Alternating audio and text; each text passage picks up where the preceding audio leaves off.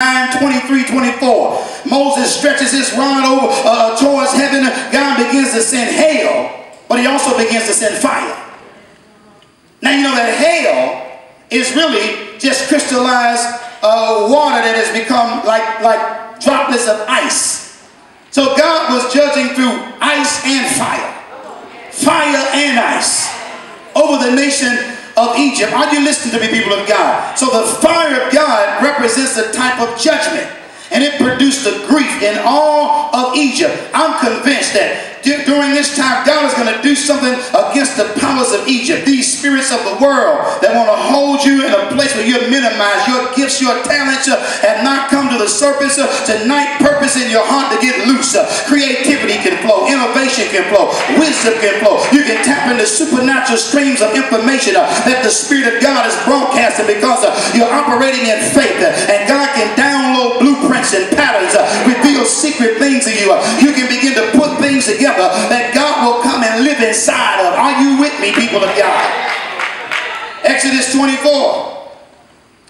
Moses goes up to a mountain to meet God, and all of a sudden the fire of God comes upon the mountain. So the fire of God also speaks of a witness of God's presence among his people. Exodus chapter 40 and verse number 38. Just write this stuff down. God says that I'm going to be a cloud by day over your tabernacle and fire by night over you as well. That cloud during the day represents a prophetic covering. And fire by night, that means that you will never go through a phase in life that's so dark where the fire of God will not illuminate your pathway and make known the plans that God has ordained for you. God promised it would be there. Leviticus chapter 6 verse 12 and 13, it talks about that upon the altar the fire is to never go out, but it's to be a continual burning day and night.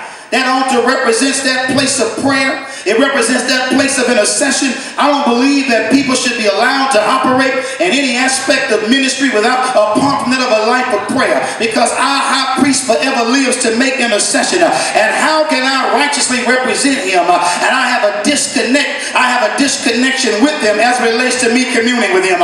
Well, you know, my time of prayer is personal. You know, it's just me and God. You devil, you know you ain't praying, because if you had a life of prayer, you'd be showing up in corporate prayer, buying these lying demons, these fork-tongued spirits, and a lot of this stuff that the fire on the altar will do.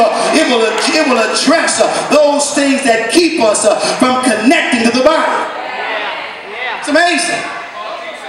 Folks want to have a platform for God, want to have a voice and an audience for God, but don't want to pray.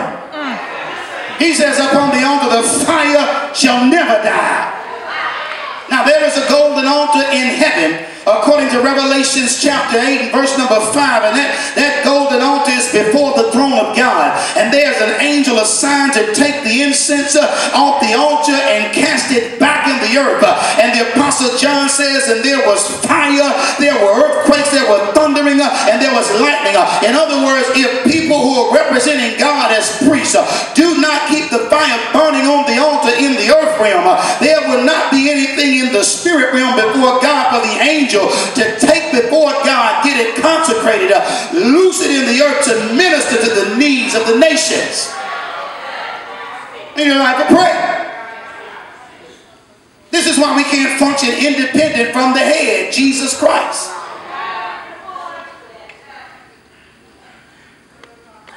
First Kings chapter 8, 1 Kings 18. I'm almost done. 1 Kings 18. You know this, verses 37 through 39. God loosed a fire upon top of Mount Carmel. It burned up an altar made of stone. It licked up water. It licked up the dust. I mean, what kind of fire licks up water? A holy fire. What kind of fire burns up dust? Say a holy fire. Holy fire. See, one thing that God wants to do is release something that supersedes our capacity and ability. This is not just a Bible story. This is something that happened through the ministry of the prophet Elijah when he was judging witchcraft and spirits of Baal. The fire of God came as a witness to deal with the strongholds of witchcraft. That means that through your dance, that through your pageantry, God wants to destroy certain demons as well, where the fire of God can be released. Listen, I've been all over the world. I've seen everything. I've seen folks slither like snakes. I've seen water spirits manifest through people. I've seen folk eyeballs roll in the back of their head, all kind of crazy stuff. Especially when you go into certain nations where the cultural experience is greater than that of the kingdom. You find all kinds of mixture and indigenous beliefs right in there with a presentation before God, but that's strange fire.